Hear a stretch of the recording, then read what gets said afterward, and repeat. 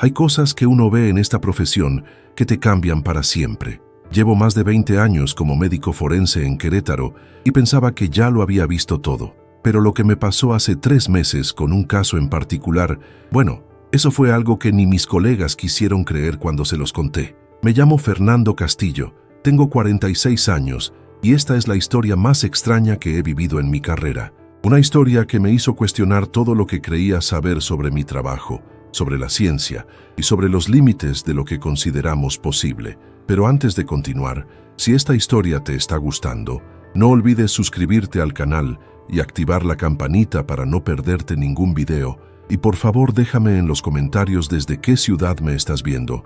Me encanta saber de dónde son todos ustedes. También cuéntame si alguna vez has tenido una experiencia que nadie te creyó, porque créeme, después de lo que voy a contarte, vas a entender perfectamente esa sensación de estar completamente solo con algo que sabes que pasó, pero que nadie más acepta. Ahora sí, sigamos con la historia. Trabajé durante años en el Instituto de Medicina Legal de Querétaro, en esa edificación gris que está cerca del centro histórico, con sus pasillos fríos que siempre huelen a desinfectante y formol. Es un olor que se te mete en la ropa, en el cabello, que te persigue hasta tu casa sin importar cuántas veces te bañes. Mi esposa Laura siempre me decía que podía saber cuando había sido un día especialmente difícil solo por cómo llegaba a casa. Tengo 2 hijas, Daniela de 18 y Valeria de 15, y desde que eran pequeñas aprendieron a no preguntarme mucho sobre mi trabajo. No por falta de confianza, sino porque ellas entendían que hay cosas que un padre debe guardar para proteger a sus hijos de realidades demasiado crudas. En todos estos años, desarrollé una rutina muy específica. Llegaba a las 7 de la mañana, me ponía mi bata blanca, mis guantes, y entraba a ese mundo donde los silencios son más elocuentes que cualquier palabra. La sala principal de autopsias tenía 4 mesas de acero inoxidable, siempre relucientes bajo esas luces blancas tan intensas que parecen borrar cualquier sombra. Las paredes eran de azulejos blancos hasta la mitad, y el resto pintado de ese verde pálido tan característico de los hospitales antiguos. Había una ventana alta, casi pegada al techo, por donde entraba un rayo de luz natural que contrastaba con la frialdad artificial del lugar. Mi trabajo siempre fue el mismo: documentar, analizar, buscar respuestas en los cuerpos que llegaban. Cada caso era un rompecabezas que había que resolver con paciencia y método. Fracturas, contusiones, signos de asfixia, todo dejaba una huella que yo debía interpretar. Me gustaba pensar que mi trabajo le daba voz a quienes ya no podían hablar, que cada informe que yo firmaba era una forma de hacer justicia. Claro, también estaban los casos rutinarios, los señores mayores que fallecían por problemas cardíacos, las personas enfermas que simplemente llegaban al final de su camino. Esos casos eran más sencillos emocionalmente, aunque nunca dejé de tratarlos con el mismo respeto y profesionalismo. Pero en marzo de este año, un martes por la tarde, llegó un caso que cambiaría todo. Era cerca de las 4 de la tarde, ese momento del día en que el sol empieza a perder fuerza y las sombras se alargan. Yo estaba terminando de redactar un informe cuando recibí la llamada de mi asistente, Mónica, una chica joven que llevaba apenas 2 años trabajando conmigo. Su voz sonaba distinta. Había algo en su tono que no podía identificar. Me dijo que acababan de traer un caso desde Juriquilla, una zona residencial al norte de la ciudad, un hombre de unos 35 años que habían encontrado en su departamento. Cuando entré a la sala de recepción, vi el cuerpo cubierto con la sábana blanca de siempre. Los paramédicos que lo trajeron se veían incómodos, inquietos. Uno de ellos, un tipo robusto de unos 40 años con bigote, se quedó más tiempo del necesario, como si quisiera decirme algo pero no encontrara las palabras. Finalmente me dijo: «Oiga, doctor, este caso está raro, muy raro». Le pregunté a qué se refería y él solo movió la cabeza. «Ya lo verá usted mismo», me dijo. Luego se fue rápidamente, como si tuviera prisa por salir de ahí. Mónica y yo trasladamos el cuerpo a la sala principal. Ella estaba más callada de lo normal, lo cual ya era inusual, porque Mónica siempre tenía algo que decir, alguna anécdota o comentario, pero ese día solo trabajaba en silencio, preparando los instrumentos con movimientos mecánicos. Yo le pregunté si se sentía bien, y ella asintió sin mirarme. «Claro, doctor, todo bien», me respondió, pero su voz sonaba hueca. Retiré la sábana y lo primero que noté fue que el cuerpo estaba en perfectas condiciones externas. No había signos evidentes de trauma, no había marcas, no había nada que indicara violencia. El hombre era delgado, de estatura mediana, con el cabello oscuro un poco largo. Vestía una playera gris y pantalones de mezclilla. Sus ojos estaban cerrados y su expresión era extrañamente serena, como si simplemente estuviera durmiendo. Según el expediente preliminar que me habían dado, se llamaba Andrés Velázquez, 34 años, ingeniero de sistemas, vivía solo. Sus vecinos lo encontraron después de que llevara 3 días sin responder llamadas ni mensajes. Cuando la administración del edificio abrió su departamento, lo encontraron en el suelo de la sala, junto al sillón. Comencé el examen externo de rutina. La temperatura del cuerpo, el rigor mortis, las manchas de livor mortis, todo parecía indicar que llevaba aproximadamente 72 horas sin vida. Pero había algo que no encajaba. El cuerpo no presentaba el olor característico que uno espera después de 3 días. Era como si el tiempo no hubiera pasado de la misma manera para él. Le comenté esto a Mónica, y ella solo se encogió de hombros. Tal vez la temperatura del departamento, doctor, me dijo sin mucha convicción. Empecé con el procedimiento estándar, la incisión en Ibri desde los hombros hasta el esternón y luego hacia abajo. El bisturí se deslizaba con la precisión de años de práctica, pero cuando abrí la cavidad torácica, me detuve. Mónica, que estaba a mi lado tomando notas, también se quedó inmóvil. Los órganos internos estaban, ¿cómo decirlo?, perfectos, demasiado perfectos. Los pulmones tenían un color rosado saludable, el corazón se veía fuerte, el hígado sin ninguna señal de deterioro. Era como si estuviera examinando a alguien que acababa de fallecer hacía unos minutos, no 3 días. Revisé el corazón con más detalle. No había signos de infarto, no había bloqueos en las arterias coronarias, nada. Los pulmones tampoco mostraban indicios de asfixia o edema. El cerebro, cuando lo extraje y lo examiné, estaba igualmente intacto. No había hemorragias, no había inflamación, no había absolutamente nada que explicara por qué este hombre había dejado de vivir. Era como si su cuerpo simplemente hubiera decidido detenerse sin razón alguna. Mónica me preguntó qué creía que había pasado.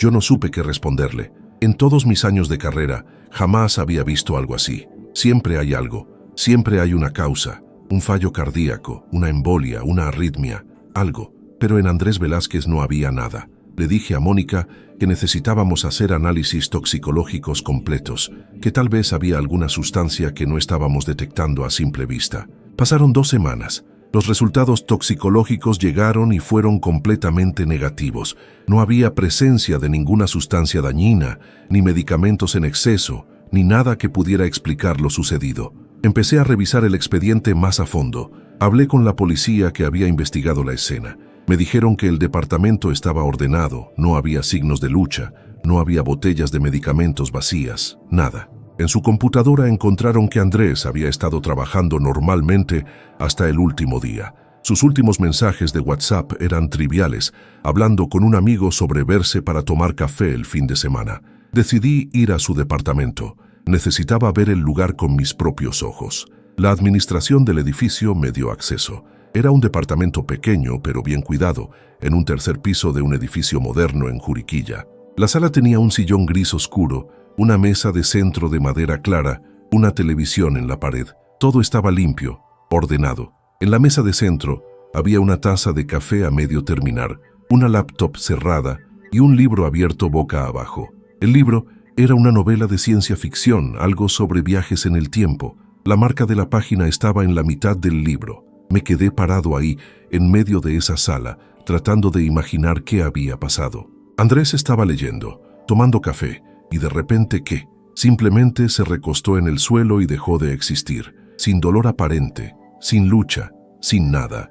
La ventana de la sala daba a un pequeño jardín interior del edificio. Había un árbol de jacaranda que se veía desde ahí, con sus flores moradas que empezaban a brotar. Todo era tan normal, tan cotidiano, que hacía la situación aún más perturbadora. Pero lo que realmente me hizo sentir un escalofrío fue lo que encontré después. En la recámara, sobre el buró junto a su cama había una libreta. Era una libreta común, de esas que venden en cualquier papelería, con pasta dura azul marino. La abrí y vi que Andrés llevaba algo así como un diario personal. Las últimas entradas eran particularmente extrañas. 3 semanas antes de su fallecimiento escribió: «He estado teniendo sueños muy raros. Sueño que estoy en un lugar blanco, completamente blanco, sin paredes ni techo ni suelo, solo blanco. Que hay alguien ahí conmigo, pero no puedo ver quién es. Esa persona me dice que mi tiempo está terminando, que debo prepararme». La siguiente entrada, 2 semanas después, decía: «Los sueños continúan. Cada noche es lo mismo. El lugar blanco, la voz que me habla. Ahora entiendo un poco más. La voz me dice que todos tenemos un momento asignado, un punto final que no podemos cambiar. Me dice que el mío está cerca. Debería asustarme, pero por alguna razón me siento en paz. Es como si siempre hubiera sabido que esto llegaría». La última entrada era del día anterior a su fallecimiento. Decía simplemente: «Mañana». La voz me dijo que es mañana. No siento miedo, no siento tristeza, solo siento curiosidad por lo que viene después. He limpiado mi departamento, he puesto mis asuntos en orden. No quiero dejar problemas a nadie. Mamá, papá, hermanos, amigos, sepan que los amo. Esto no es una decisión trágica, es simplemente mi momento. Nos veremos del otro lado». Cerré la libreta con las manos temblando. Esto no tenía sentido. No había ninguna sustancia en su cuerpo, ningún signo de que hubiera tomado una decisión extrema, pero estas palabras sugerían que Andrés sabía exactamente cuándo iba a partir. Tomé fotos de las páginas con mi celular. Sabía que esto era evidencia importante, aunque no sabía exactamente de qué. Cuando regresé al instituto, le mostré las fotos a Mónica. Ella las leyó en silencio y luego me miró con los ojos muy abiertos. «Doctor, esto es muy perturbador», me dijo. Le pregunté qué pensaba que significaba y ella solo negó con la cabeza. «No lo sé, pero me da mala espina todo esto». Le sugerí que tal vez deberíamos consultar con un psiquiatra, alguien que pudiera interpretar estos escritos, pero ella me dijo algo que me dejó pensando: «Doctor, ¿y si simplemente hay cosas que no tienen explicación? ¿Y si hay cosas que escapan a nuestra comprensión?». Esa noche casi no pude dormir. Seguía pensando en Andrés, en su cuerpo perfectamente sano que simplemente dejó de funcionar, en sus palabras sobre el lugar blanco y la voz que le anunciaba su partida. Laura me preguntó qué me pasaba, y por primera vez en años le conté los detalles de un caso. Ella me escuchó en silencio, acostada a mi lado en la oscuridad de nuestra recámara. Cuando terminé, ella me tomó de la mano y me dijo: «Amor, tal vez Mónica tiene razón. Tal vez hay cosas que no podemos explicar con la ciencia, pero eso no significa que no sean reales». Decidí investigar más. Revisé todos los registros del instituto de los últimos 5 años, buscando casos similares, y los encontré. No muchos, pero estaban ahí. 4 casos en total, todos de personas entre 30 y 40 años, todos con cuerpos completamente sanos, sin ninguna causa aparente de fallecimiento. Y cuando pedí acceso a las pertenencias personales de esos casos, en 3 de ellos encontré escritos similares: diarios, notas, mensajes en celulares, todos hablando de sueños con lugares extraños, voces que les avisaban, sensaciones de que su tiempo estaba llegando a su fin. Le mostré toda esta información a mi supervisor, el doctor Ramírez, un hombre de 60 años con décadas de experiencia. Él revisó todo con cuidado, leyó cada palabra, examinó cada foto. Cuando terminó, se quitó los lentes y se frotó los ojos. «Fernando», me dijo, «esto es bueno, es inquietante, pero no podemos poner esto en un informe oficial. Nadie nos tomaría en serio. Imagínate que escribimos que estas personas tuvieron premoniciones de su propia partida. Nos quitarían nuestra licencia, nos dirían que estamos inventando cosas». Le pregunté entonces qué debía poner en el informe de Andrés y él me respondió: «Pon causa indeterminada, es lo único que podemos hacer». Pero yo no podía dejarlo así, necesitaba hablar con alguien más. Contacté a la familia de Andrés. Su madre, la señora Patricia, aceptó reunirse conmigo en una cafetería del centro de Querétaro. Era una mujer de unos 60 años, con el cabello canoso recogido en un moño, vestida con una blusa floreada y pantalón oscuro. Tenía los ojos rojos de tanto llorar, pero me recibió con una sonrisa triste y me agradeció por tomarme el tiempo de hablar con ella. Le expliqué que estaba investigando el caso de su hijo, que había encontrado algunas cosas que me parecían importantes. Le mostré las fotos de la libreta. Ella las miró y empezó a llorar en silencio. Las lágrimas corrían por sus mejillas mientras leía las palabras de Andrés. Cuando terminó, me miró y me dijo: «Doctor, Mi hijo empezó a cambiar hace como un mes. Se volvió más tranquilo, más reflexivo. Un día me llamó solo para decirme que me amaba, que estaba agradecido por todo lo que había hecho por él. Yo pensé que solo estaba pasando por un momento emotivo, pero ahora entiendo que se estaba despidiendo. Le pregunté si Andrés alguna vez le había mencionado los sueños. Ella asintió. Sí, me dijo que estaba teniendo sueños extraños, pero que no me preocupara, que eran solo sueños. Yo le sugerí que fuera con un psicólogo, pero él me dijo que no era necesario, que se sentía bien, mejor que nunca en realidad. Y era verdad, doctor. En esas últimas semanas Andrés parecía estar en paz consigo mismo, como si hubiera encontrado algún tipo de respuesta que había estado buscando toda su vida. Hablamos durante casi 2 horas. La señora Patricia me contó sobre la vida de Andrés, sobre cómo era un niño curioso, cómo le gustaba leer, cómo siempre hacía preguntas profundas sobre la existencia. Cuando nos despedimos, ella me abrazó y me dijo: «Doctor, gracias por no pensar que mi hijo estaba loco. Gracias por tomarse en serio lo que le pasó. Hay cosas en este mundo que no entendemos, pero eso no significa que no sean verdaderas». En las semanas siguientes, traté de hablar del caso con algunos colegas.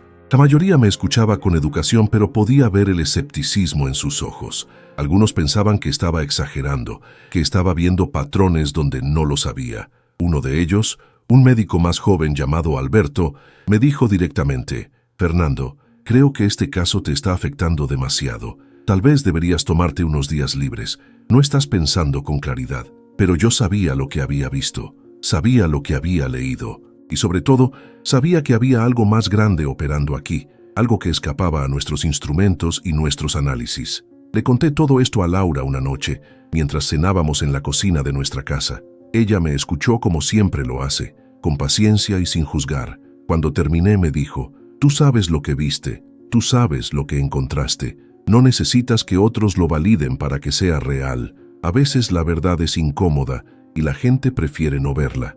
Empecé a cambiar mi perspectiva sobre mi trabajo. Durante años había pensado que mi función era encontrar respuestas definitivas, causas científicas para cada caso. Pero ahora entendía que hay fenómenos que existen más allá de nuestra capacidad de medición. Eso no los hace menos reales, solo los hace más misteriosos. Comencé a prestar más atención a los detalles que antes pasaba por alto, a los objetos personales de las personas, a sus últimas actividades, a sus estados emocionales reportados por familiares. Descubrí que muchas personas, en sus últimos días, experimentan cambios sutiles, se vuelven más contemplativas, más agradecidas, más conscientes del momento presente, como si una parte de ellas supiera que el tiempo se está acabando. Siempre había atribuido esto a síntomas físicos inconscientes, a señales que el cuerpo enviaba. Pero ahora me preguntaba si no había algo más profundo y menos tangible. Un mes después del caso de Andrés,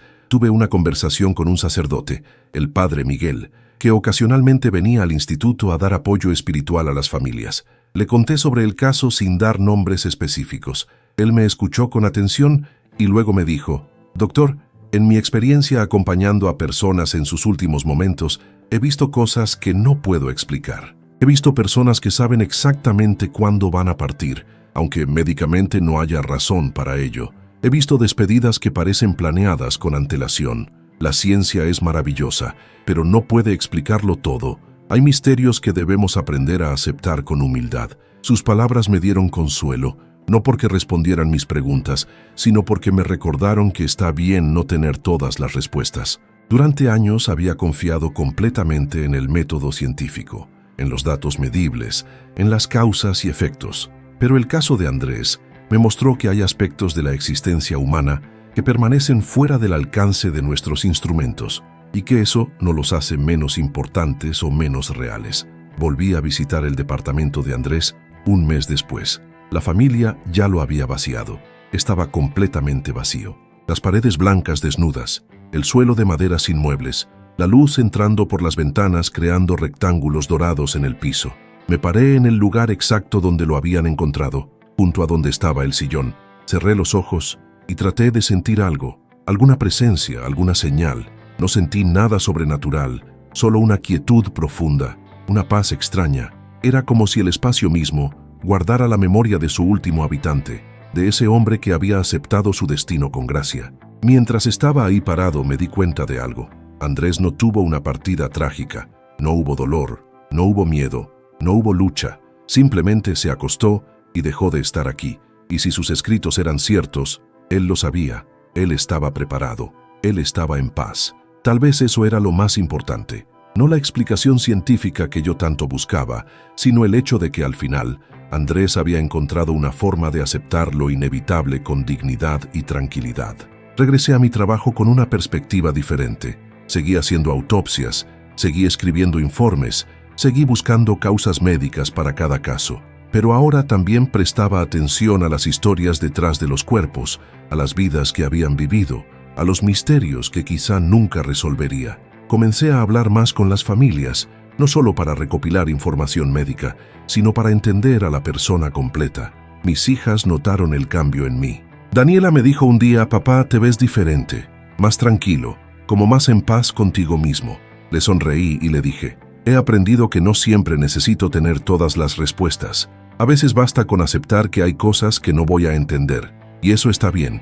Ella me abrazó y me dijo: eso suena muy sabio, papá. Han pasado 3 meses desde el caso de Andrés Velázquez. Su expediente sigue en mi archivo con la clasificación de causa indeterminada. Oficialmente, es solo otro caso sin resolver. Pero para mí es mucho más que eso. Es un recordatorio de que vivimos en un universo más misterioso y complejo de lo que nuestros sentidos pueden percibir. Es una lección de humildad, de aceptación, de apertura a lo desconocido. A veces, cuando estoy solo en la sala de autopsias, en esas horas tempranas de la mañana cuando el sol apenas empieza a salir y la luz entra tímidamente por la ventana alta, pienso en Andrés. Pienso en ese lugar blanco que él describía, en esa voz que le hablaba, en esa paz que encontró al final, y me pregunto si cuando llegue mi momento, yo también tendré la fortuna de saber que es el momento, de poder despedirme, de poder aceptarlo con la misma gracia que él lo hizo. No sé si alguna vez tendré una explicación completa para lo que le pasó a Andrés. Probablemente no, pero he aprendido que la vida no siempre se trata de tener respuestas, sino de aprender a convivir con las preguntas, de respetar los misterios que nos rodean, de aceptar que hay fronteras en nuestro conocimiento y que más allá de esas fronteras existe un territorio vasto y desconocido que tal vez nunca exploremos completamente. Mi trabajo continúa. Cada día llegan nuevos casos, nuevos cuerpos, nuevas historias que documentar, pero ahora lo hago con una conciencia diferente. Sé que detrás de cada expediente hay un misterio más profundo que las causas médicas que yo puedo determinar. Hay vidas vividas, amores sentidos, miedos enfrentados y a veces premoniciones que escapan a toda lógica. El caso de Andrés Velázquez cambió algo fundamental en mí. Me quitó la arrogancia de creer que podía explicarlo todo. Me dio la humildad de aceptar que hay fenómenos que están más allá de mi comprensión. Y me dio también una extraña forma de paz, la certeza de que el universo es más grande, más misterioso y más maravilloso de lo que cualquier libro de medicina podría describirme. Esta es mi historia, la historia de un médico forense que encontró un caso sin explicación y que en lugar de frustrarse, decidió aprender de él. Un caso que nadie quiso creer, que mis colegas descartaron, pero que para mí representa algo importante, un encuentro con lo inexplicable, un vistazo a los bordes de lo que conocemos. Y antes de despedirme, quiero agradecerte por escuchar esta historia hasta el final. Sé que es inquietante, sé que plantea más preguntas que respuestas, pero a veces las mejores historias son así. Si te gustó este video, no olvides darle like y suscribirte al canal para más historias como esta. Déjame en los comentarios qué piensas sobre lo que le pasó a Andrés, si crees que hay cosas que la ciencia no puede explicar o si has tenido alguna experiencia similar. Me encanta leer todas sus opiniones y experiencias. Y recuerda, mantén siempre la mente abierta, porque el mundo está lleno de misterios que esperan ser explorados, aunque nunca los comprendamos completamente. Nos vemos en el próximo video, y hasta entonces, cuídate mucho.